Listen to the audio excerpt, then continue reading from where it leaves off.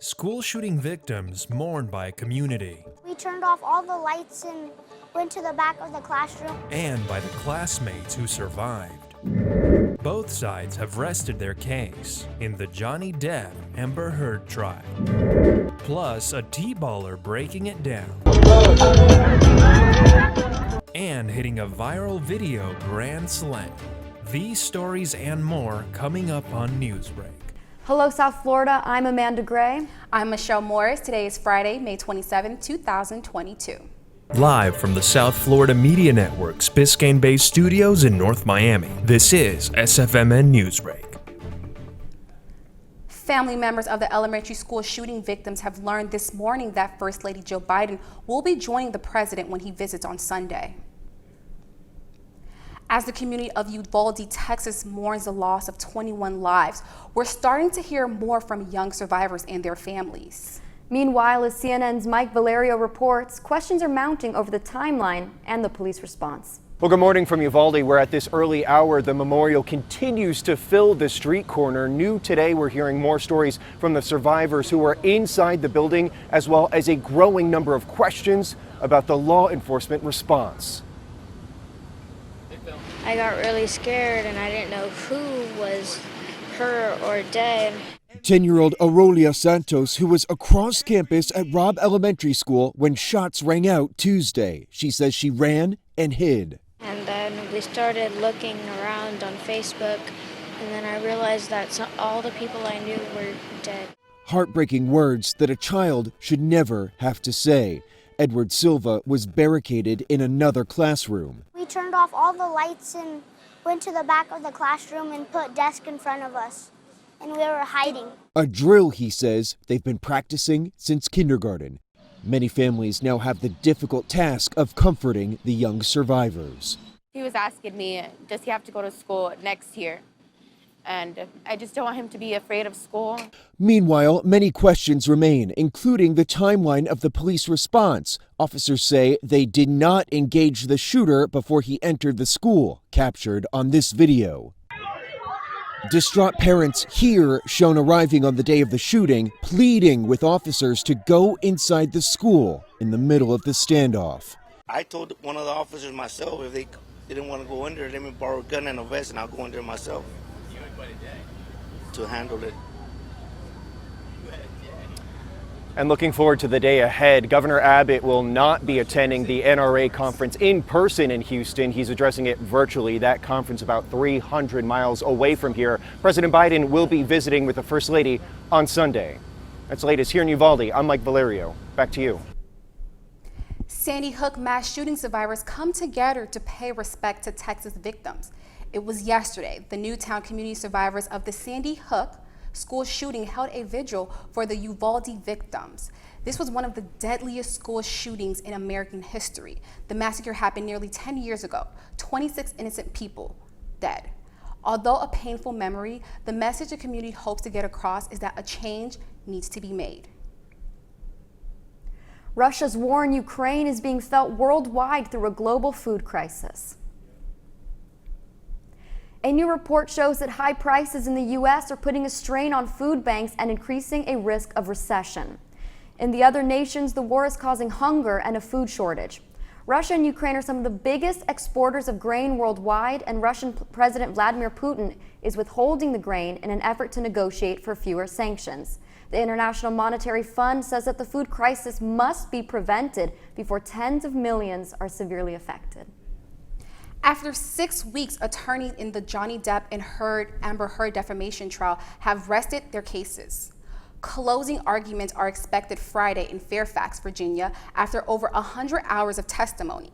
Depp is suing Heard for $50 million, with Heard countersuing Depp for $100 million. Both have testified in front of a jury, and deliberations should begin as early as this afternoon. The Florida Inspector General is denying a woman's claim that the Department of Health fired her because she refused to manipulate coronavirus data. Rebecca Jones said she was pressured in April 2020 to change Florida's COVID-19 positivity rate numbers to minimize the extent of the outbreak. The Inspector General finalized a report in March that said there was insufficient evidence to prove any wrongdoing. Witnesses within the department said they were skeptical of Jones's claims because she only had access to public-facing data. Since speaking out, Jones has become politically active and is running in a Democratic primary against U.S. Representative Matt Gaetz. Today, a student in Florida who is battling brain cancer can be calling himself a high school grad. It was a dying wish, and yesterday, Abraham Milando graduated from Boone High School near Orlando. Despite 18 surgery plus chemo radiation, during this 9-year battle, Abraham managed to keep up his work from home. Administration helped him by waiving the last few credits, and hospice workers helped him cross the stage. As the Heat and the Celtics get ready to resume their series tonight, we now know who the winner will be playing in the NBA Finals. That's still ahead, and so is the story.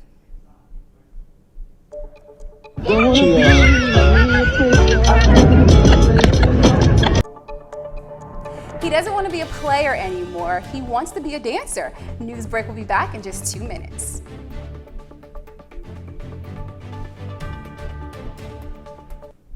Type 2 diabetes can have a big impact on your life. But how can it be prevented? Well, the first step is knowing if you have something called prediabetes. Take the 1-minute risk test today at doihaveprediabetes.org. I know kids worry about a lot of things. Getting enough food to eat shouldn't be one of them. Through a nationwide network of food banks, Feeding America serves virtually every community in the United States. See how you can help your community. Visit feedingamerica.org.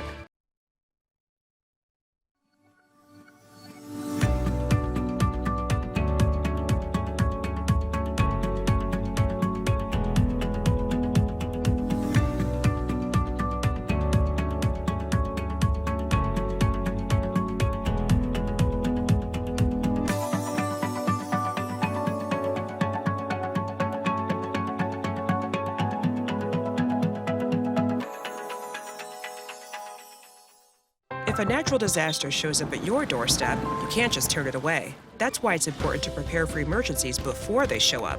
Go to ready.gov/plan to find the tools and tips you need. And make a plan today.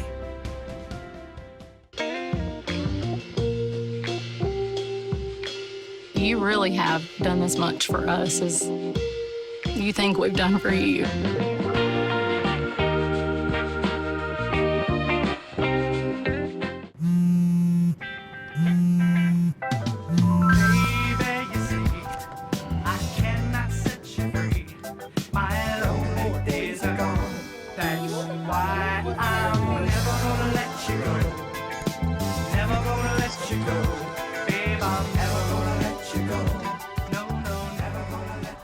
Here you go.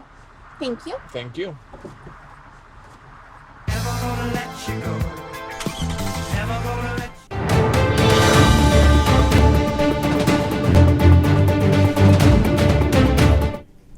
A young boy becoming a T-ball legend, not just for what he can do at the plate, but for what he did just before.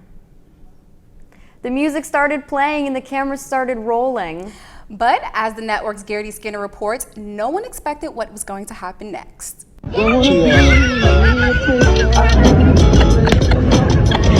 If confidence is key in baseball, this little guy's got a bright future.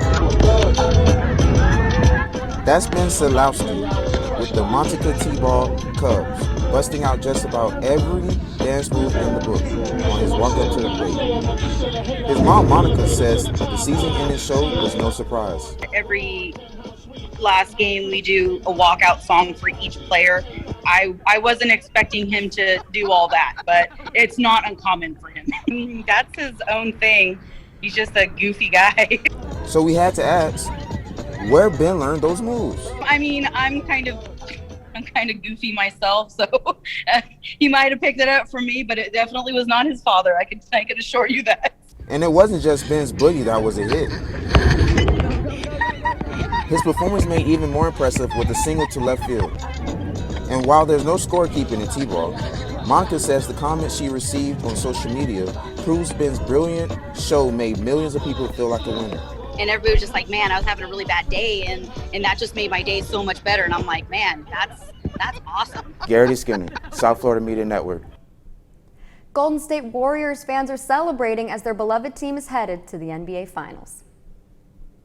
The Warriors' victory over the Dallas Mavericks secured them a 4-1 Western Conference Finals win. Fans were decked out in blue and gold and celebrated with a dance party after the game. Who the Warriors will be playing in the finals is still undetermined, but their fans believe they're going to take it all the way. That's all the time we have for Newsbreak. I'm Michelle Morris. I'm Amanda Gray. Get more news anytime at sfmn.fiu.edu.